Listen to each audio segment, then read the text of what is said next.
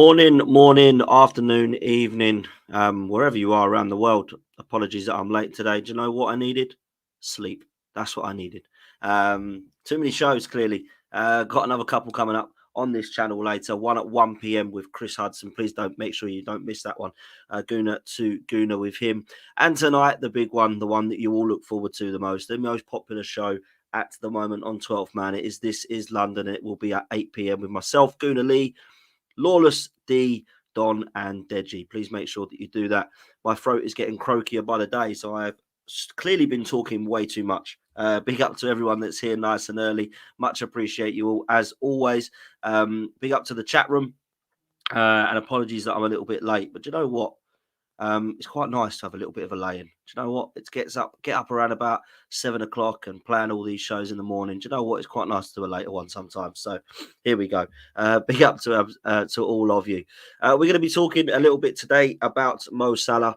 Not quite sure what's going on there, if I'm honest with you, but we're going to discuss it. And some other loan moves that could still be actually happening with some quite big names, if I'm honest with you. So this is going to be a quite interesting few days as the Turkey and Brazil windows look to close a little bit later, of course, than in England. We're going to be talking about what that deal with Osimhen actually means, because there is a little bit of a twist with that one, it seems. We're going to be talking about Jadon Sancho's move.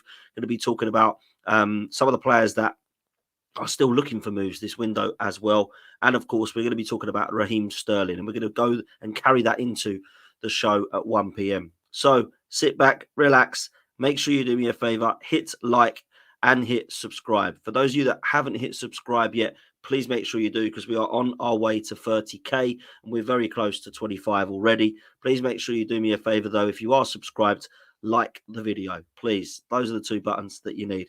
Morning to Steve, Tuslav, WD, Elwood, Aaron. Who else is in here? Adriano, Mustafa, Geordie Toon for Life, Promise Gunner, Chris, Mustafa, Based Kirby, Jake, Richie, and Jedin. And anyone else that's just joined that isn't in the live chat that is saying hello this morning. Big up to absolutely every single one of you. Thank you so much for being here. Okay, let's talk about this guy first, because Mo Salah is in talks with a new contract at Liverpool. Now, he's 32 years old. And I actually looked at his stats on another show yesterday. And he, for the last 7 years, has GA, goals and assists, of over 30 in every single season at Liverpool. I actually think Mo Salah is quite disrespected. He came out in the interview, didn't he, and said that this was his last year at Liverpool. And everybody then kind of raised eyebrows and thought, wow, so he is going. Saudi Arabia are clearly the favourites to snap him up. At 32 years old, he would be an absolute god over there. But you know what? Liverpool absolutely need to keep Mo Salah. At 32 years old, he's got at least 2 more years, definitely 1 more year at the very, very top level. And even if he was to show decline as a footballer, he'd still probably get between 10 and 15 goals for that club. I think he's a phenomenal talent. And I look at the Premier League combined 11s. I kind of feel like he needs to be put in the mention now of getting into one of those positions on the wide areas if you were to draw one up. I honestly think, you know, Ronaldo, Giggs, Salah, Bale, Hazard, these guys need to be put into the same sort of mentions now about how you would put. Everyone has their difference of opinions and who was better. But if you're talking about the Premier League legacy, who's done more in the Premier League, who's won more, I kind of feel like Salah comes out alongside Giggs, if I'm honest with you.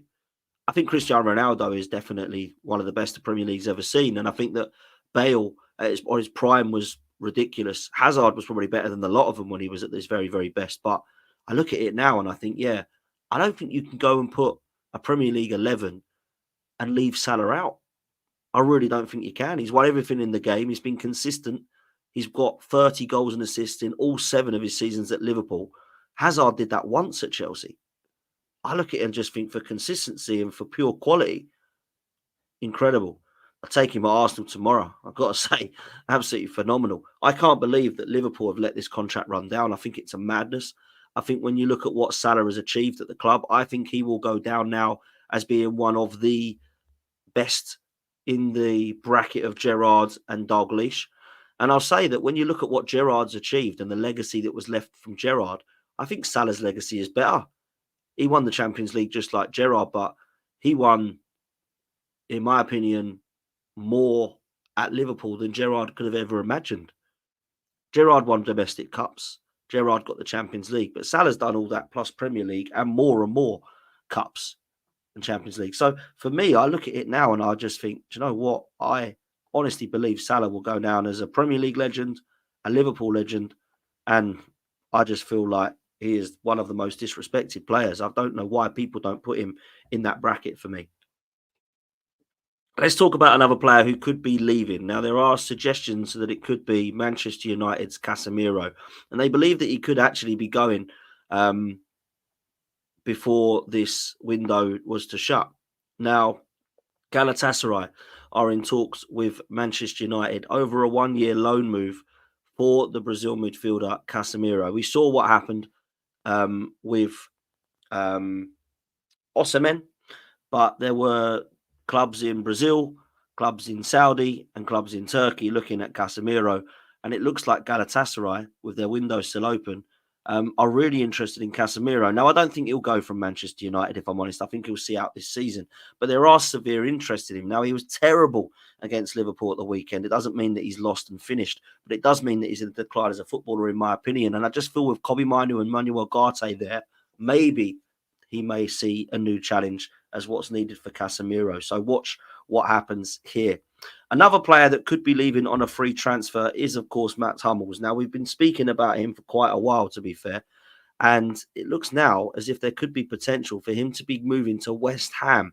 They are considering a move for the 35-year-old, who, of course, is now a free agent after leaving Borussia Dortmund. And the Times are suggesting that West Ham are looking at free agents Joel Matip, John Egan, and Matt Hummels. Well, listen, if you're going to be picking one of those, you're picking Matt Hummels, right?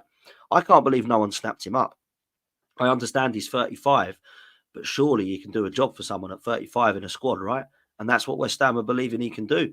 I think he'd be a phenomenal signing for them. And I know that they've signed Todibo and they've signed Kilman, but with Mavropanos as the only one really you look at and think fair play, he can come in. Aguerd's future's up in the air about what he wants to do.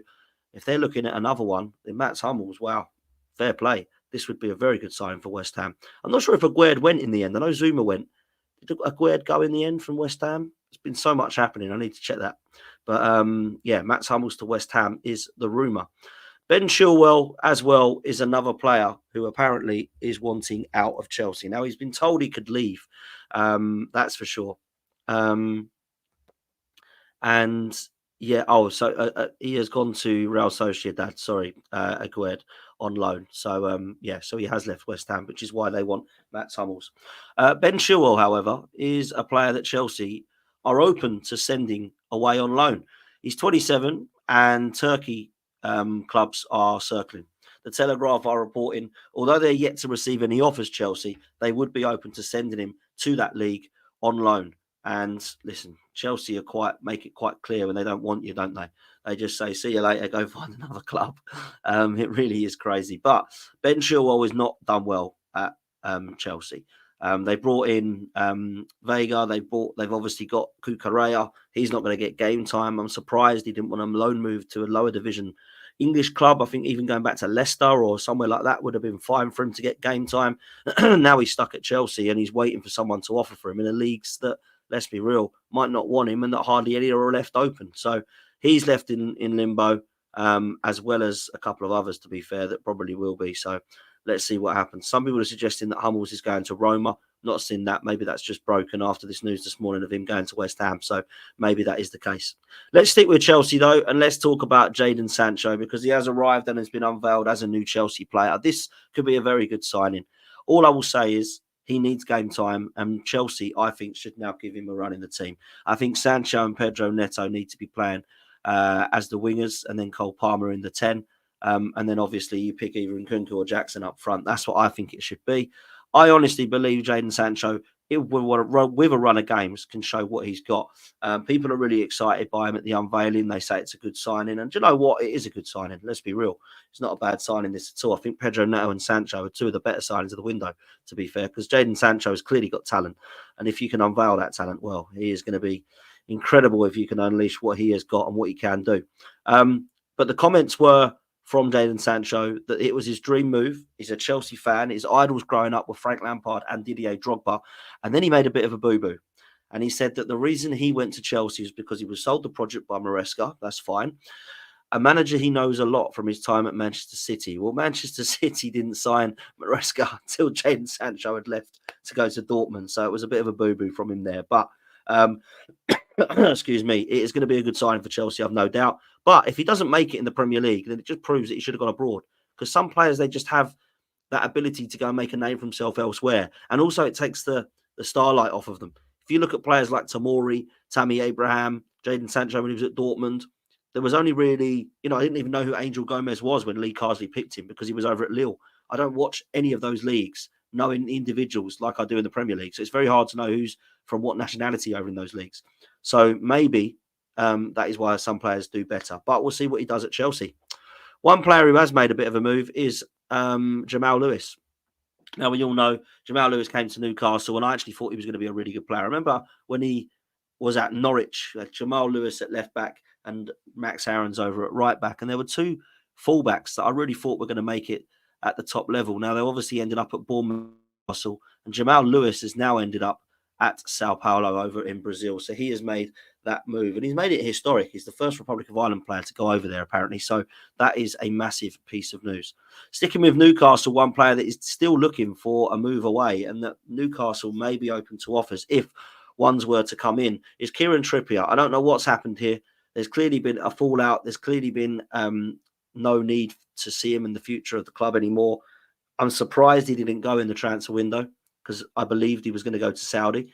There was no agreement made, and in the end, that didn't materialise. But where is he going to go now? There's only really Turkey as the option, if I'm honest. Otherwise, I think he's staying put. So this one could be very interesting. So we'll have to see what happens with Kieran Trippier, a player who probably will go down, even in the little time he's been at Newcastle, as one of their greatest ever right-backs, to be fair, because he has been phenomenal for Newcastle. He really has. It was a great, great signing.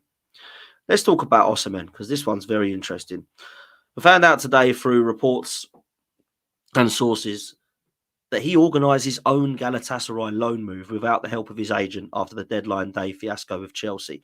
It looked as if there was problems with what Chelsea were offering him. He wasn't happy with the Chelsea transfer. He wasn't happy with his agent. He ended up removing and sacking his agent and then getting the Galatasaray loan move organised himself, which is absolutely crazy. But there are apparently reports that he demanded a break clause as part of his loan deal with Galatasaray that would allow him to join Arsenal, Chelsea or Liverpool in January. Now, there isn't any reports suggesting that actually was a clause that was put into the move when he went on loan to Galatasaray, but he clearly wants to move to the Premier League. And he clearly believes that Arsenal, Chelsea and Liverpool are all interested. Now, there were rumours that Liverpool made late moves for Osimhen because they wanted a number 9.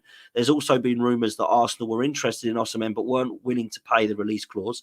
And Chelsea were very, very close to getting Osimhen, but there was no agreement that was able to take place. So if none of this is materialised or comes to fruition, he clearly is quite damned by that. And he's clearly quite bitter that he didn't get his Premier League dream move. So for me, to sack your agent, to go to Galatasaray and say, I have a loan here, but I want in my clause that I can go in January to these 3 clubs. That is an absolute madness. As far as I am concerned, there is absolutely no way that this isn't just Osimhen throwing his toys out the pram. He's not got the move that he wanted. He has not got the dream of Premier League move. I believe that when he scored all them goals at Napoli, ended the season and was told, gentleman's agreement, let's shake hands, you can go next season. I bet he thought, right, let's just get this season over and done with, have a good African Cup of Nations, and then all these clubs will come flooding in. And nothing happened. And he must have thought, what's going on here? Well, where is everyone? Where does it? I thought everyone wanted me. What's going on? But clearly no one does. So it's really interesting. Now, it's a bit unfair to say no one does. Obviously, he's gone to Galatasaray. Saudi were interested. Chelsea, Arsenal and Liverpool rumoured to be interested, of course. So there's 4 or 5 clubs there. He clearly wanted a dream move.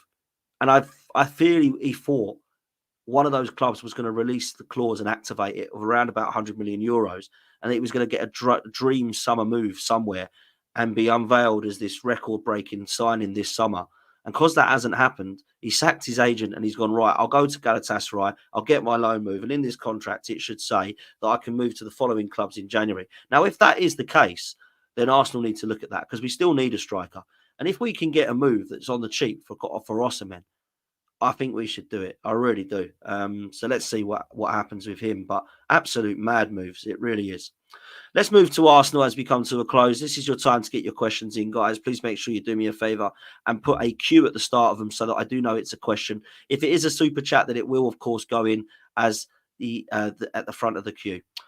Let's talk about Sterling. He's got his shirt number. It is not the number 10, as I reported yesterday with Lee Judges. Judges said, has it been the number 10? I said, I think so. I saw some pictures that were clearly fakes that were on the net, and I didn't really look into them other than seeing a squad number. Do you know why? It doesn't really bother me too much. I think, however, given the number 10 and 14, I don't think would have been a problem for Mikel Arteta with Raheem Sterling, someone he knows and someone who's come in as a name. Giving it to, Eddie Nketiah and Smith Rowe, I think he's learned from that. I think he knows that perhaps those numbers are heavier than just the number that's written on them. And I think personally there will be an understanding that that might have to be a proper signing. Maybe we're talking like Isak as the number 14 and Eze as the number 10. That's what I'm thinking he might keep them for. But we'll see what happens. But Sterling is the number 30. The last person, I believe, to wear that was actually Eddie Nketiah before he got the number 14 shirt. So he will wear the number 30. And you know what? He's actually been in training, Sterling, this weekend. So let's move to Arsenal and let's see how he is doing. Now, get your questions in, guys. I'll start to star them. There is a lot of reports. Stop it, Dan. Stop it. I love Isak, my bro. And the poster will be back on the wall, I'm sure, very, very soon. Big up to you, bro. I hope you're well. Get your questions in, guys, and we'll be able to go through some of them. Let's share the screen and let's take a look at some of the Arsenal news, because it is something that I do want to discuss. There's a couple of bits and pieces today that I think we can go across. There's over 200 of people in here. Make sure you hit the like button. We've only got 50 likes at the moment, so let's get that over 100 pretty soon. Big up to all of you for being here. Let's take a look at where we're at with Arsenal news. Well, of course, the first bit of news is, of course, the Carabao Cup. Now, it looks as if now this has been fixtures out. It's been confirmed. Arsenal will face Bolton at home in the third round of the Carabao Cup on Wednesday, the 25th of September. The kickoff will be at 7:45 in the UK time. I'll be getting my ticket for that one, and I'll be taking a look at us taking this very, very seriously. Now, I wanted to talk about this cup. I honestly believe Arsenal should do all they can to win this, and I'll tell you why. Not just because it's a trophy and we haven't won it for over 30 years. That's a given and goes without saying. It breeds confidence. Winning breeds confidence. That is what we absolutely need to be looking at doing, because this team hasn't won anything together yet. I honestly believe there is an opportunity for us to have an absolute boost if we was to win this competition, because how many times has Jose Mourinho won the League Cup and gone on to win the league? How many times has Pep Guardiola gone on to win the Cup and gone on to win the league? And do you know what? Even when they have won it and they haven't gone on to win the Premier League, they've gone and taken it seriously to win again with the team that knows how to win, because that is what we are lacking at Arsenal right now. Mikel Arteta has got all of the pieces to his puzzle that he wants, and he believes this squad is now good enough. Now, I would argue that it's not good enough to compete on all four fronts, but I would argue it's good enough to win a trophy. I believe that's what he needs to do now. I absolutely need to. And I want to see that so badly that I don't care what cup it is. I'd have my order of priority. I'd take the Champions League first, the Premier League next, the FA Cup, and then the League Cup, right? In that order. If we can win a domestic cup double, brilliant. If we can win just one of them, brilliant. I just want to win something this season and go in for a title race. That's the bare minimum expectation for me. And I think this cup here is easier to win than the FA Cup. So we've got to take it seriously. So let's get through this next round. You've got to have a bit of luck of the draw. But let's be real, Arsenal were second favourites to win this competition, in my opinion. It's only really Liverpool and City that I want to badly avoid. There's some hard games you can get if you've got Newcastle away or Villa away or maybe even Spurs away. It would be tough, right? But let's be real. We should be beating every single team in this competition, home or away, apart from Manchester City, who will give us a good game. And even then, I'd argue to say that we could get through. So we absolutely have to take this one seriously. And let's hope we do that with Bolton as the start. So that's the first thing I wanted to talk about. The next thing, of course, is Raheem Sterling has been in Arsenal training today. He hasn't obviously gone away with the international team. So there are some, by the way, that are pulling out of this. Unfortunately, none of them are from Arsenal. But Raheem Sterling's in training today. Him and Arteta have had a nice chat, which we can see here. And also Neto. He is in training as well for Arsenal, our goalkeeper, who is now backed up and replaced Aaron Ramsdale. What I wanted to do was just show you what Raheem Sterling has been up to in training, because I thought it was quite impressive, if I'm honest. You see him here, he's absolutely running rings around him, which is great to see. It's good to see Raheem Sterling in and fit and ready and raring to go. And I just believe that there could be the opportunity for him to prove a few people wrong. We see him here taking on some of the youngsters and absolutely proving that he knows what he's doing and he's an experienced lad. Looks like he's given 110%, which is always what you want to see. Making a good impression is absolutely key. I love the way he runs. Look at the way he runs. It's so unique and identifiable, isn't it? You look at him. Look how distinctive that run is. You just know, don't you? Look, at 29 years old, you know what Sterling's about. He's won everything in the game, and he's experienced head. He's going to give unbelievable cover to Saka. But also what he's going to do is he's going to put competition and pressure on Trossard and, of course, Gabriel Martinelli. So he's a player that I think could actually potentially start games for Arsenal. This is not a player who's going to come and sit in the squad and wait for his turn. He's going to push 100% and knock on the door of Leandro Trossard and Gabby Martinelli. And that's what I want to be seeing. A lot of people have said, even on last night's show, that it wouldn't even surprise them if he was to potentially start the North London derby at the left wing position ahead of Trossard and Martinelli. Because a lot of people are saying that both of those are actual squad players. And then it's hard to see how either of them are starting and not delivering at the moment. So I think it's very, very interesting to see what will be happening to Sterling. I do think that he can start at Arsenal if he gets the right run of games. I don't think Trossard and Martinelli are pulling up trees at the left at the moment. Certainly Martinelli's under pressure. Trossard started, and we've seen when he starts, he doesn't always deliver, and he is sometimes more of a super sub. So that left-hand side, left back, left eight, left wing, it's up for grabs at the moment still. It's kind of a worry because we needed to get players in January in the summer to allow that to not be the case. But unfortunately, with the injury to Marino and the left wing not being decided at the moment, I honestly believe those two places are still up for grabs. And we go into this season and it's just a shame because I wanted to be going into the Tottenham-Manchester City game with Calafiori at left back, Marino at left eight, and then one of Martinelli or Trossard or Sterling at left wing. And let's see how we look on the left-hand side. So I've got to be real. I'm a bit frustrated that the injury has happened. It's just unlucky. Big up to Max. I hope you're well, my bro. Thank you so much for all your help, man. And big up to you. Absolute legend. Great to see you in the chat, man. And I hope you're having a good day and enjoy the rest of your afternoon and evening later. Let's take some questions, people, because obviously you are putting them in. This one comes in from Based Kirby. It says, what do you make of Leicester beating their independent panel case and what is potentially the means for City's case? This is a great question. I'm really pleased that Leicester have been told that they're going to be okay. Likewise, Forest and Everton. I don't want them getting punished anymore. I believe it's harder for clubs to stay in the Premier League when you're one of those three clubs this season anyway. When you get to a stage of looking at what they could have had happen to them, I had Leicester going down this season purely on what I thought was going to be more points deducted. I thought Everton and Forest would potentially struggle, of course, again anyway. But if they had points deducted, I probably think those three teams would potentially be the three that went down. But it doesn't look like any more points are being deducted from those clubs, and it is a good thing. They've had their punishment. They don't deserve any more punishment, in my opinion. They've had their punishment, they've done wrong, and now they try and build back up again. I just think it's cruel that teams like Chelsea and Manchester City are sitting there laughing when they've done what they've apparently done. Now, there has to be proof. Manchester City have to be found guilty.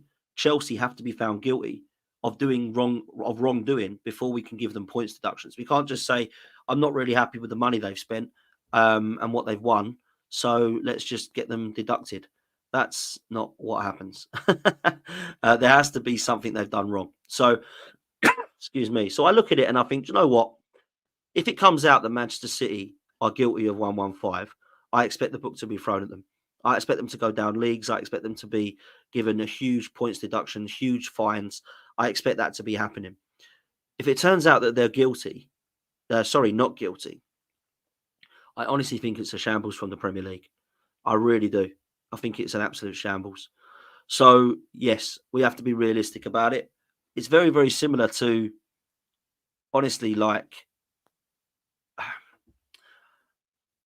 trying to think of how to relate it and give an analogy without making it sound extreme. Okay, I'll try this one. If you've gone to Tesco's and there's been 115 bottles of wine that's been stolen, and you think it might be this bloke who's come in every day and looks shifty, the likelihood is someone's stolen some wine, and it might be the geezer that looks shifty, right? But there's no proof until you catch him on CCTV that it's him who's stolen the wine. And that's what they're trying to investigate now, is that actually we believe you've done this, which is why they've been charged with a 115. They now need to find proof that they've done wrong. And if there is wrongdoing and there's 115 charges, then of course Manchester City will be in huge trouble. I think it'll be a minimum of 40 points deducted, potentially going down another league. Even if they don't go down to another league, then they'll probably be relegated this season, because even with, they need 40 points to stay up. So they maybe, if they got to 90 points, maybe they'd be okay. But if they was to get 50 points deducted, which people have said they believe that could be the number, where they've got that from, I've no idea. That would leave them on 40 points if they got to 90, which is hard to do. But for Manchester City, they probably will do. So, look, I don't know what's happening with Manchester City. I really don't. They've obviously taken the Premier League to court and said that there's a rule that they've said is something we've broken or breached, but we can't see the law. We can't see the law book or the rule book in there. So prove that it is in there and it's a law that we can't break. It's all a mess, isn't it? It's all an absolute mess. One thing I will say, if Manchester City get docked silly points, like 5 points deducted, they're still going to win the league, potentially. It's only going to take them, I don't know, maybe 15 points plus for maybe an Arsenal or even a Liverpool who are playing well at the moment to win the league. So for me, I just don't think much will happen here. I really got to be honest. You know, a lot of Arsenal fans are saying to me, "Oh, Dan, 115, they'll have the book thrown at them." I just think that they'll be so corrupt they'll pay them off, or something will happen where Manchester City just get away with it because there's a law, that there's a loophole. These are clever people that are working at Man City, and I think they found a loophole to get through it, just like Todd Bowley has at Chelsea. So I personally don't think that much will happen here, but I could be wrong. WD says, do you think that Arteta is stalling signing the contract? I don't see any reason why he hasn't done it now. There's probably 4 reasons as to why. Okay, let me go through the 4 things that's happened here. Number 1, Arteta's already signed and it ain't been announced. That's number 1. Number 2, Arteta hasn't signed because he's not happy with the fact he wasn't supported and backed this summer and he's going to walk. Number 3, Arteta hasn't signed because he's waiting to see if he feels he's delivered and achieved this season. And if he doesn't win something, he's going to walk and hand the reins over to someone else. And number 4, he knows Pep's leaving and he's replacing Pep Guardiola at Manchester City at the end of this season. They're the 4. For me, they're the 4. And I'll tell you what one I think it is. I think he's already signed. I think he's already signed. I think he'll stay. And I think it will be announced that he's staying. There's also rumours that Pep might be staying anyway. So I don't think it's the Man City rumour. I saw that one yesterday, by the way. That's why I added it on. That's not something I think will happen. But I did see it yesterday. And I don't think that he's one to walk out on the board. I think he loves the club too much. But he could actually walk away if he feels that he's underachieved. If we come 4th this season and don't win something, I think he'll walk. Because he, for me, I think is a winner, wants to be a winner. And if he doesn't, I do believe that he could walk. 2 years ago, he nearly did. He said he nearly walked out. He felt that 8 points clear. We should have won it. We underachieved. Last season, we got close and didn't achieve it. Maybe 3rd time lucky. And if it ain't, I think he might go. So let's see what happens. Okay. Where are we at? This is the next one from DJ. Says, what's your starting 11 against those interested in midfield? Those, excellent. Look, if everybody is fit, we don't know what's happening in the international break yet, but if everybody comes back fit, David Raya starts in goal. Ben White will be right back. We'll have Gabriel and Saliba as our centre-back partnership. Timber at left-back. In midfield, Jorginho and Partey in a double pivot with Ødegaard as the number 10. I would go with Saka on the right. I would go with Trossard on the left and Havertz up top. I like Trossard away from home. I think Martinelli's probably the better option to start because of his high line that Tottenham play, but he's been poor. And I think using him as an outlet with a high line could win us the game.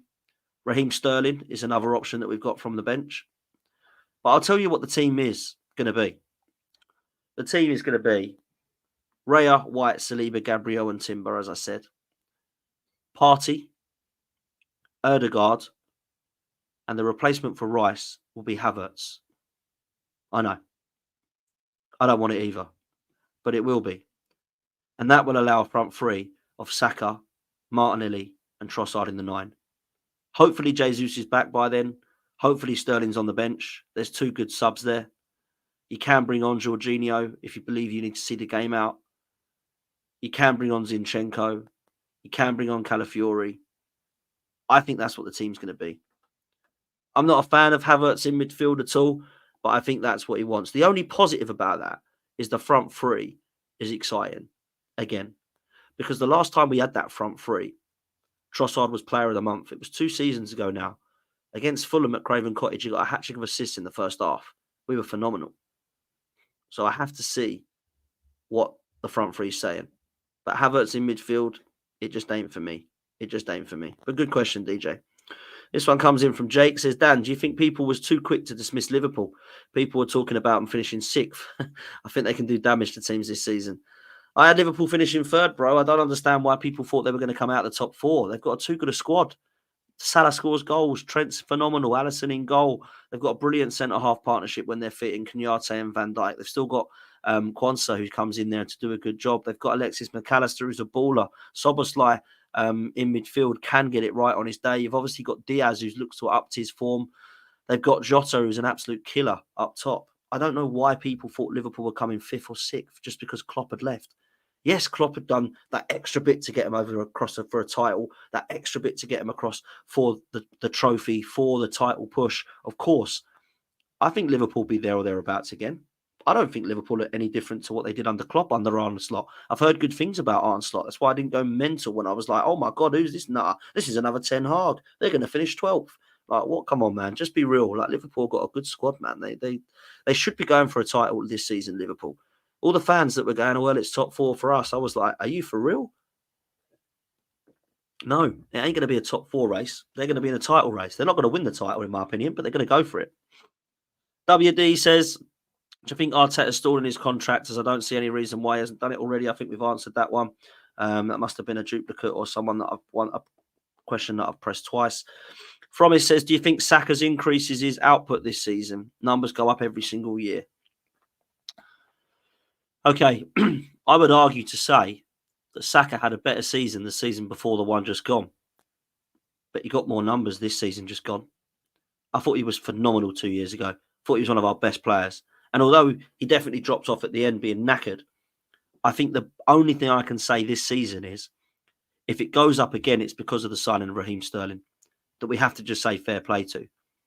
He looks sharp in training today. I hope he comes in and does well. I hope he contributes. I've got no doubt that he can score goals still at 29, right? On a free, it's pretty good signing, isn't it? Let's be real.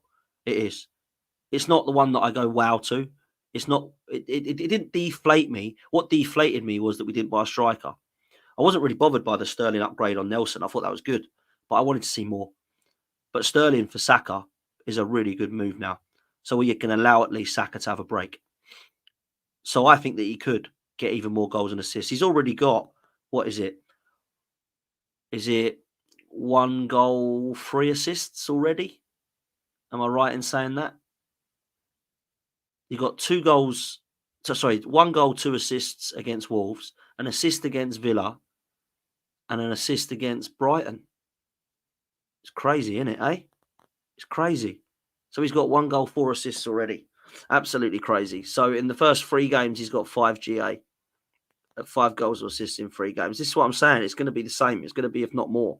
And there's more games this season as well. There's more games this season. So, look, he can do. Nunandinho says, if we had signed a striker this summer, apparently there's a good chance we would have won the league.